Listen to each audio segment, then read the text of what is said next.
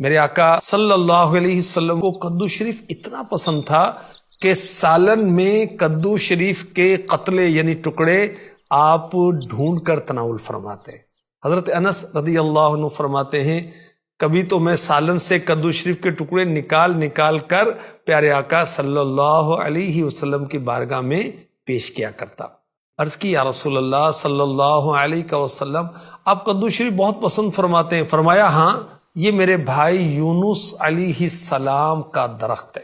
اس کا ذکر قرآن پاک میں سورہ صافات میں آیت نمبر 146 وَأَنبَتْنَا عَلَيْهِ شَجَرَةً مِّن يَقْطِينٍ اور ہم نے اس پر کدو کا پیڑ اگا دیا. حضرت یونس علی نبینا علیہ الصلوۃ والسلام 40 روز مچھلی کے پیٹ میں رہے.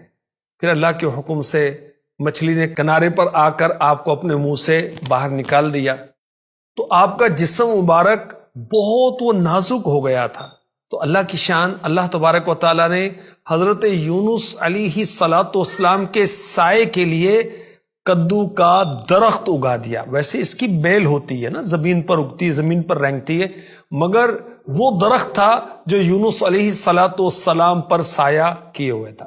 نبی پاک علیہ الصلوۃ والسلام کی پسندیدگی کی بنا پر اس کے نام کے ساتھ ہم شریف بھی لگاتے ہیں، کدو شریف. کدو شریف میں وٹامن سی، سوڈیم، پوٹاشیم اور فولاد پایا جاتا ہے.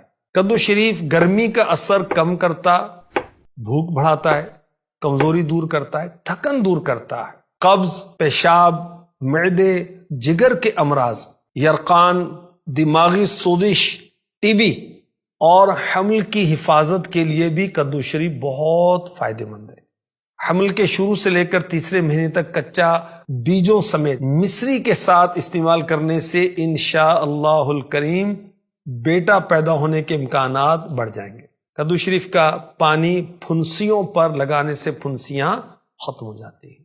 کدو شریف کا گودا بچھو کے ڈنک پر لیپ کرنے سے اس کا رس مریض کو پلانے سے زہر کا اثر ختم ہو جاتا ہے.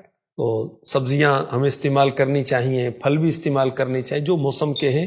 اس کے بے شمار فوائد، مگر یاد رکھیے کہ کوئی اگر بطور علاج کوئی آپ نے صورت کرنی ہے تو کسی اچھے ڈاکٹر یا حکیم سے مشورہ کر کے ترکیب کیا کریں.